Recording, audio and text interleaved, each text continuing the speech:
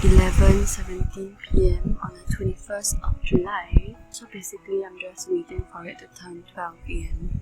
because Bookmarket is having like a birthday sale, which means that from the 22nd of July to the 25th July, okay, they have 22% off everything with a minimum of $70 spending, which I have no problem clearing because the number of books in my cart now, right, is like a lot. And they also say like it's our birthday but you get to receive a special gift from us while stocks last. So I'm just counting down to 12 a.m. to like quickly buy the books. It's gonna be like technically not a late night purchase because they already announced this birthday sale like a few days ago, and I was just like getting ready to like check out. But it's just like, oh my god, I don't want to think about the amount of money I'm spending on these books. Okay, like oh my gosh, my bank account is crying.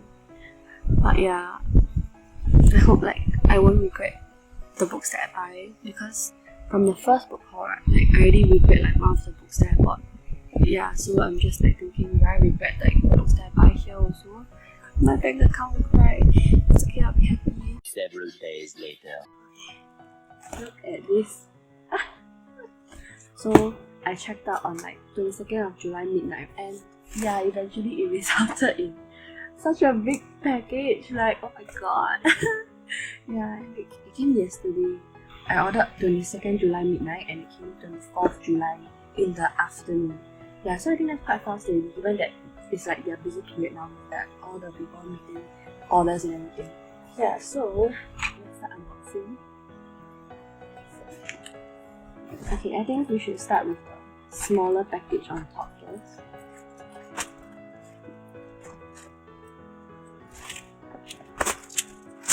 Okay, this is free. Let's start with this. And I love how like Bookmarket always like bubble wraps their books together. So it's like it won't come like super like bent. Oh my gosh, these books. Wait. Oh, these are just 2 books. What the shit did I buy? Oh my god. I did not realize that they were this thick. What the shit? These are just 2 books eh. Oh my god.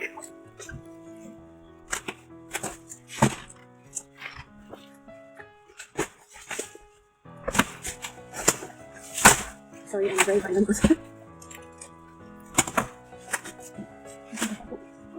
Oh, wait.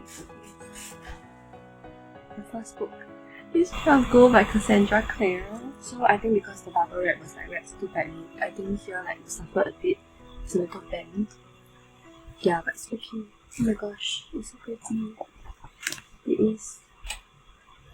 How many pages is this? Wait, there is a bonus story in this book. What?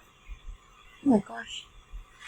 Okay, anyway, it is 592 pages. Okay, I should have expected this considering how Cassandra Clare's books are always like very thick.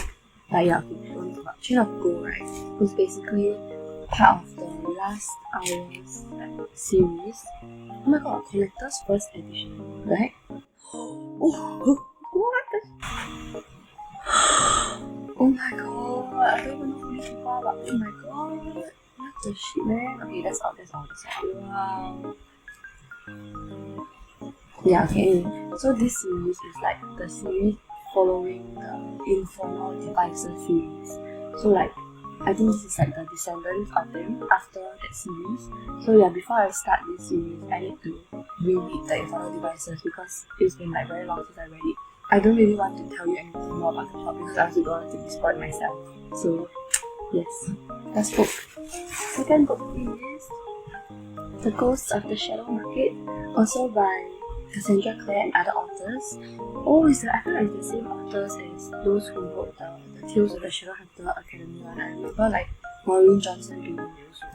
Yeah. Okay, this one, following my read of the Tales from the Shadowhunter Academy, right, I realized that actually I like these kinds of stories also. Right? And this is like, I think Kit is involved in this story also. and I love Kate. She's my favorite character. The Shadow Market is a meeting point for fairies, werewolves, warlocks, and vampires. It's no place for shadow hunters, but through 2 centuries, a silent brother has visited. Brother Zachariah was once a shadow hunter called Jem Carstairs, and his love then and always is the warlock Tessa Grey. Now he is searching for a relic from his past. Follow Jem and see against the backdrop of the market's dark dealings, Anna Lightwood's doomed romance, Matthew Fairchild's great sin, and Tessa Grey as she is plunged into a world war. Valentine Morgenstern buys a soul, and a young Jace Raven finds safety. In the market is hidden a lost heir and a beloved ghost, but no one can save you once you have traded away your heart, not even Brother Zachariah. Yeah, so similar to Tales from the Shadow Hunter Academy, there's like different chapters marked up also, I think. Let's see. Oh, instead of comics, it's like picture. It's just called a picture. Yeah, so pretty. Look at that. Oh my gosh.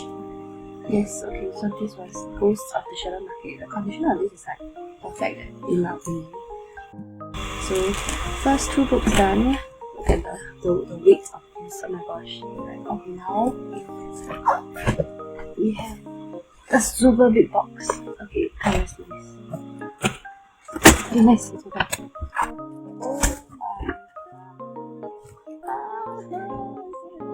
Look at the note first, so it's similar to my other book haul where I bought 3 books from Bookmarket.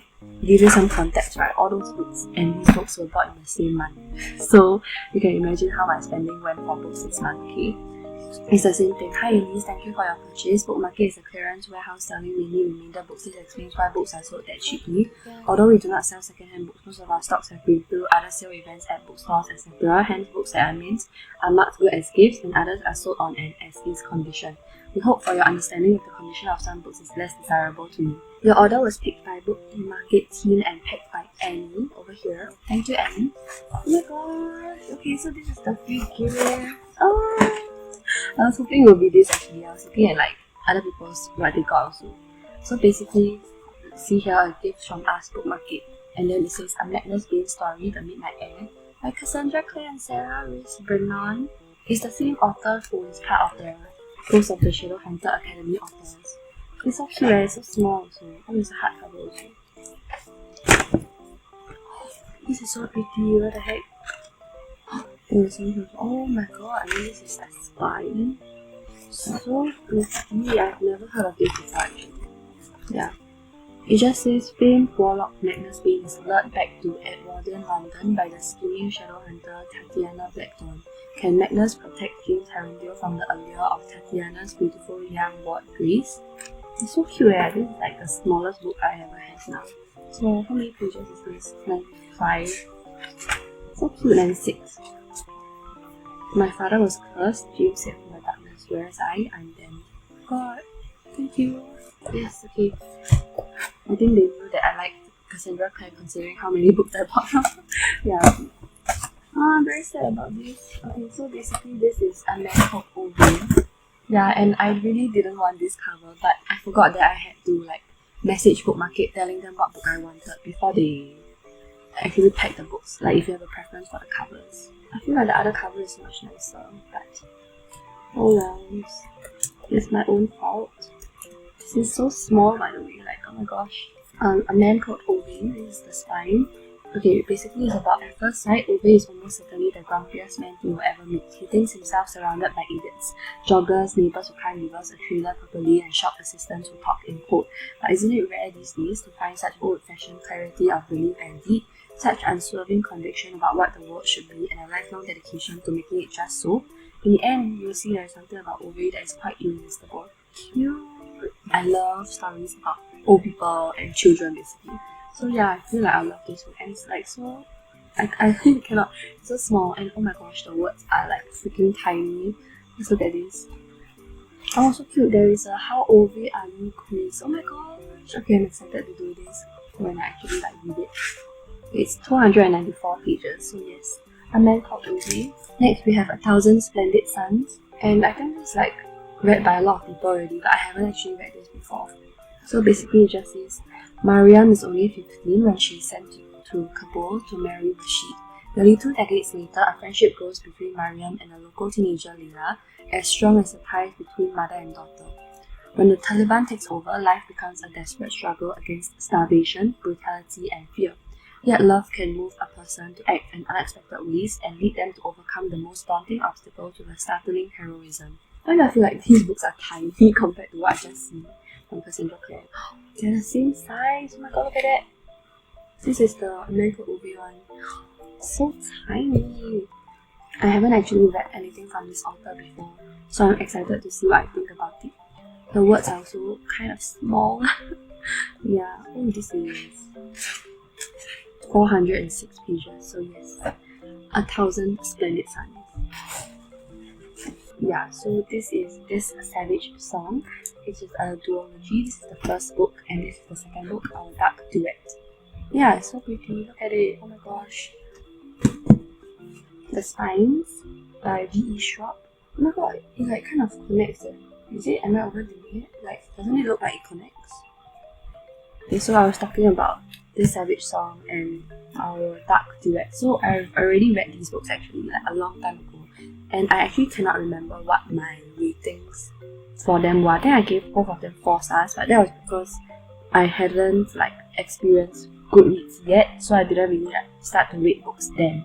So I wanted to reread and see like how I felt about this book also. Yeah, let me read you the blurb from This Savage Song, okay, because Our Dark Duet will be like a spoiler for This Savage Song already. Kate Harker and August Flynn are the heirs to a divided city, a grisly metropolis where the violence has begun to create real and deadly monsters. All Kate wants is to be as ruthless as her father, who lets the monsters roam free and makes the inhabitants pay for his protection. August just wants to be human, as good-hearted as his own father, but his curse is to be what the humans fear. The thin truce that keeps the Harker and Flynn families at peace is crumbling, and an assassination attempt forces Kate and August into a tenuous alliance. But how long will they survive in a city where no one is safe and monsters are real? I'm not sure if this is part of the design, but the back part is like a little bit like dark at the edges. Yes, so the first book is 407 pages or so, and then the second book, Our Dark Duet, is 470 pages. Yes, so I got the duology to read. So yes, This Savage Song and Our Dark Duet.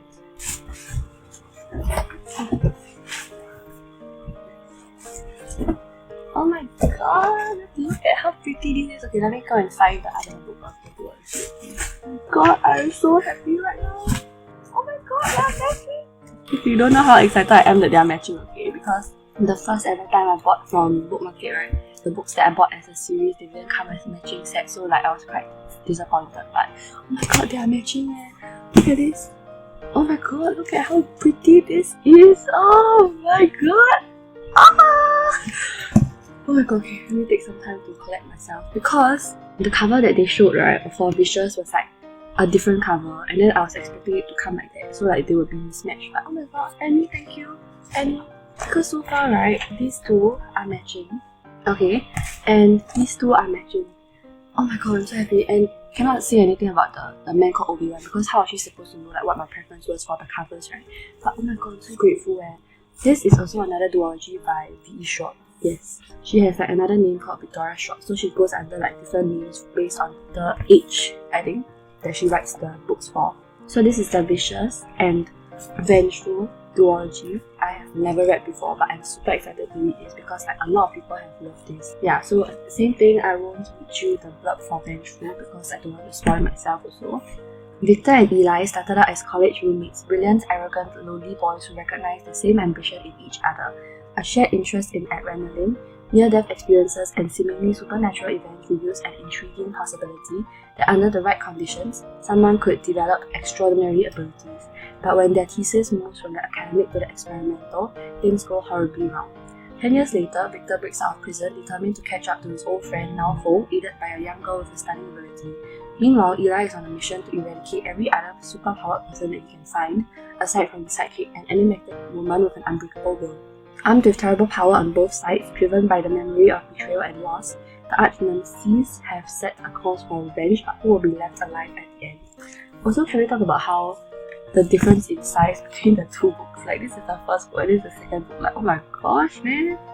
I'm very excited to read these. I feel like these will be anticipated reads and like 5-star predictions. So yes, Vicious and Vengeful. The stack is like increasingly getting higher. Okay, so next is Scythe by Neil Schusterman. So look at the back, look at the sides. I should have gotten this when it was like 680, but in the end I got it at like 980. But it's okay. I contemplated getting this also for very long because I feel like some people said that they really liked it and some people said that they really didn't like it, so I didn't know what to think. But I decided to get like the first book to like try out. Basically a lot of the books inside, so I got like the first book in the series to try out and then decide whether or not I wanted to continue reading. The blurb for this: what if death was the only thing left to control? In a perfect world, the only way to die is to be gleaned by professional scythe. When Citra and Rowan are chosen to be apprentice scythes, they know they have no option but to learn the art of killing. However, the terrifying responsibility of choosing their victims is just the start. Corruption is the order of the day and Citra and Rowan need to stick together to fight it. Then they are told that one of them will have to glean the other. Oh my god, that is so interesting. Okay, so this is 441 pages. I don't know if you can already tell, I love fantasy because look at the amount of fantasy books I've gotten. Next, let's talk about A Good Girl's Guide to Murder. Oh my god. Okay, I wasn't gonna get this also, but then I decided to just treat myself and get it. Yeah, and also I joined Isabella's Throne of Pages, her Discord channel, and this month the book to read is A Good Girl's Guide to Murder by Holly Jackson. But I think it's only until the end of the month, and today is already the 25th of July, so I am not sure whether I want to like chiong and read this and try to finish it in 5 days. But also, I'm currently in the middle of 3 books, so like I don't know, but I'm feeling FOMO and I already have the book, so like why not just read it in? I have to think about it anyway. This is part of a series now, so I think there are 3 books total. The case is closed. 5 years ago, schoolgirl Andy Bell was murdered by Sao Singh. The police know he did it, everyone in town knows he did it, but having grown up in the same small town that was consumed by the murder, Pippa Fitz Amobi isn't so sure. When she chooses the case as a topic for her final year project, she starts to uncover secrets that someone in town desperately wants to stay hidden. And if the real killer is still out there, how far will they go to keep Pip from the truth? The condition of this is perfect. I'm very happy. And look at the cover, it's so pretty. The font and like margin spacing is quite okay for this. And how many pages is this? This is 433 pages. So yes, this is a thriller, a mystery, I assume so. Next, we have also a biography by Christina Lauren. This is so pretty. I mainly wanted to get this because of how pretty it was. Like, look at how pretty this is. Oh my god. Okay, also another book that I have read before already, but I have forgotten everything and I wanted to like read it just to see like how I feel about it now. I hope I still love it because I feel like I don't want to unhaul such a pretty book. You know, like it's so pretty. Christina Lauren is like an author duo, comes together to write books and they write like quite well. Oh look, the spacing is so big, like amazing. It's like a floppy paperback, so yes. Okay, 3 years ago, Tanner Scott's family relocated from California to Utah, a move that nudged the bisexual teen temporarily back into the closet. Now with 1 semester of high school to go and no obstacles between him and out-of-state college freedom, Tanner plans to coast through his remaining classes and clear out of Utah. But when his best friend Autumn dares him to take Provo High's prestigious seminar, where honor roll students diligently toil to draft a book in a semester, Tanner can't resist defying his better judgment and having a go, only to prove to Autumn how silly the whole thing is. Writing a book in 4 months sounds simple, 4 months is an eternity. It turns out Tanner is only partly right, 4 months is a long time. After all, it only takes 1 second for him to notice Sebastian Brother, the Mormon prodigy who sold his own seminar novel the year before and who now mentors the class. And it takes less than a month for Tanner to fall completely in love with him. Why do I feel like I don't remember this story at all? Yeah, it's okay. I'm just gonna read it and see how I feel about it. Maybe when I start reading it, I'll like start to recall some stuff. So cute. There's a part at the back, right, that says like books and resources we love, separated into non-fiction and fiction. Super pretty cover. Yes. Oh my gosh. Just looking at this stack it's making me so happy. Oh my gosh. We have The Last Magician by Lisa Maxwell. This is such a big cover in comparison to like the other books that I've seen just now. So this is also the first book in like a series. I think there are 3 books in total, but I didn't know how I would feel after reading the first book. So I just got the first book to see whether I would like it, and then if I like it, I'll buy more from bookmarket. Yes. A never-ending supply of money to bookmarket, yes. Last Magician is also such a floppy paperback. I love it, but I think let's do this. Stop the Magician, Steal the Book, Save the Future. In modern-day New York, magic is all but extinct. The remaining few who have an affinity for magic, the mages, live in the shadows, hiding who they are. Any magus who enters Manhattan becomes trapped by the brink, a dark energy barrier that confines them to the island. Crossing it means losing their power and often their lives. Esther is a talented thief, and she's been raised to steal magical artifacts from the sinister order that created the brink. With her innate ability to manipulate time, Esther can pilfer from the past, collecting these artifacts before the order even realizes she's there. And all of Esther's training has been for one final job, traveling back to 1902 to steal an ancient book containing the secrets of the order and the brink, before the magician can destroy it and doom the mages to a hopeless future. But old New York is a dangerous world ruled by ruthless gangs and secret societies, a world where the very air crackles with magic. Nothing is as it seems, including the magician himself. And for Esther to save her future, she may have to betray everyone in the past. I love it. This is... I don't know why I'm like trying to tell you the pages for some of the books, but not for all of them. Please bear with me. This is 498 pages. This was The Last Magician. Okay, the next book is Miss Bond by Mr. Brandon Sanderson. Okay, it's part of the Final Empire series, I think. This is like a little heavy. Oh my gosh, I actually quite like this cover. Yeah, also the first book in the series because I wanted to try out and see whether how well I enjoy it. I feel like sometimes I'm starting to buy like books because my ebook TBR is like insane. Like, can you look at the jar over there? This, like, it's so many inside. So like compared to my physical TBR, like, it's a lot less. So by reading these, then I can like eliminate some books from my ebook TBR also. Sometimes I worry that I'm not the hero everyone thinks I am. The philosophers assure me that this is the time, that the signs have been met. But I still wonder if they have the wrong man. So many people depend on me. They say I will hold the future of the entire world in my arms. When they see me, do they see a liar? Once a hero rose to save the world, he failed. For 1,000 years since then, the world has been a wasteland of ash and mist, ruled by the immortal emperor known as the Lord Ruler. Every revolt has failed miserably. Yet somehow, hope survives. Hope that dares to dream of ending the empire and defeating the Lord Ruler. A new kind of uprising is being planned, one that depends on the cunning of a brilliant criminal mastermind and the determination of an unlikely heroine, a teenage street urchin named Vin. Where a hero rose to save the world and failed, can a young heroine succeed? I've only read one other book from Brandon Sanderson, which is called Elantris. It's over there. Oh, I think you can't see it, but it's over there. I read it when I was like very, very young, so I probably have to reread that also. But yeah, I got the first book in the Miss Bond trilogy to see how I find his writing in other stories. Yes. Oh, so cute. Look at this. Part 2. And then there's like a line. Yeah, this feels strangely dense. But yes. Oh, there is a reference chart also. So interesting. Oh my god, no wonder this is so dense. This is 659 pages and what the heck? This doesn't look like 659 pages, just saying.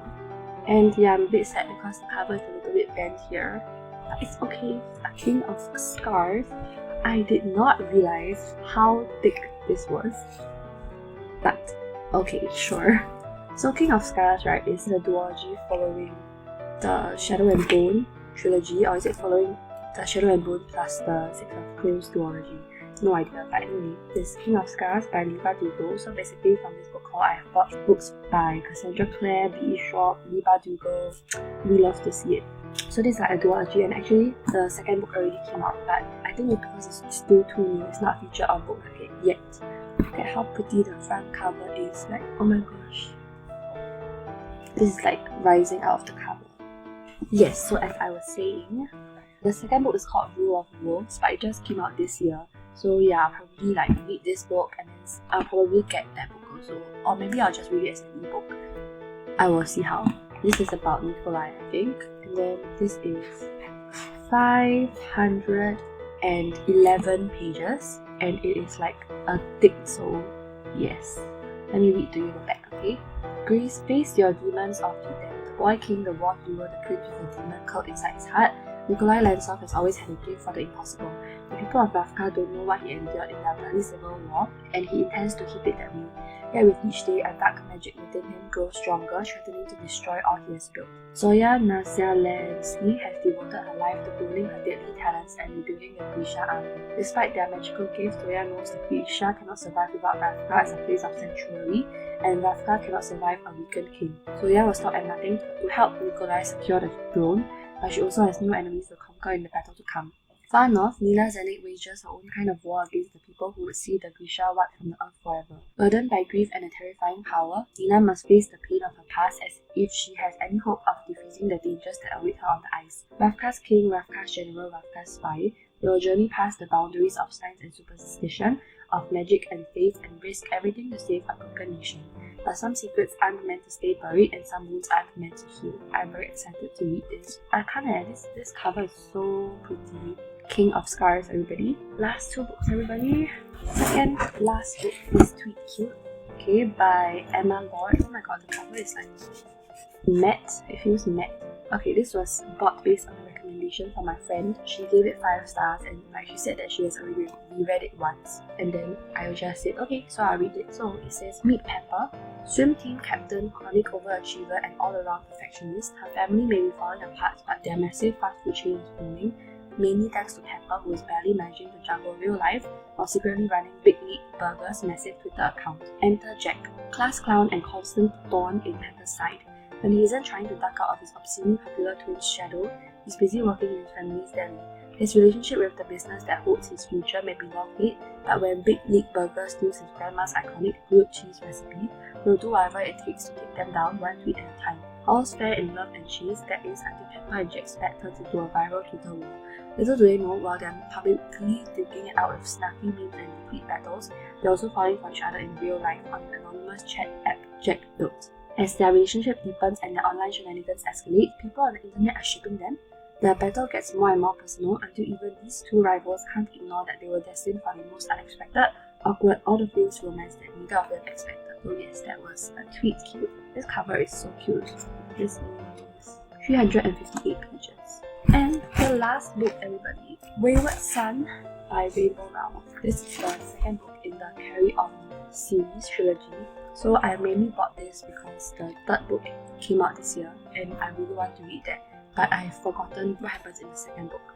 So I want to like reread the first book, Carry On, and second book, and then finish the trilogy. So yeah, I'm not going to read the Blood Furnace because then it'll be spoiler for Carry On. I also bought Carry On from Bookmarket actually. So yeah, I'm very happy that the covers are matching. Yes. And look at the size difference. Like, the first book is so thick and the second book is just like it's like half the size and then I think the last book is like quite thick also. So yeah, actually I don't have high hopes for this book because I think it was like nothing much happened or something like that. I can't really remember, but a lot of people didn't really like the second book also. So yeah, I'm hoping the last book will like bring everything together and tie everything neatly. So yes, this was Wayward Son, and this was Carry On if you want to look at the cover on the time and how pretty it is. So I'm looking forward to rereading this and then finishing the trilogy. That was the end of the book haul. Should I even try to like put them all together? Ah, my god, I cannot even lift it. Help! Ah, gosh. This was my haul from Bookmarket's birthday sale. Oh my gosh, help, I cannot. Oh my god, okay. Yes, this is my haul. Can you see everything? Okay, I'm very happy. Now I need to try to fit everything into my shelf because I don't have enough shelf space. So okay, I think I should go before everything falls off. Okay, goodbye.